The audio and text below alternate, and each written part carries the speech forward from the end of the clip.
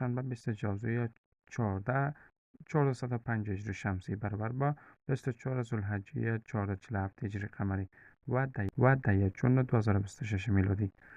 مراسم افتتاحیه جام جهانی 2026 میلادی روز پنجشنبه 11 جون به طور همزمان در 3 کشور با میزبانی امریکا، کانادا و مکزیک برگزار می شود. این اولین بار در تاریخ است که یک تورنمنت و جام جهانی با مراسم افتتاحیه در 3 کشور آغاز می شود.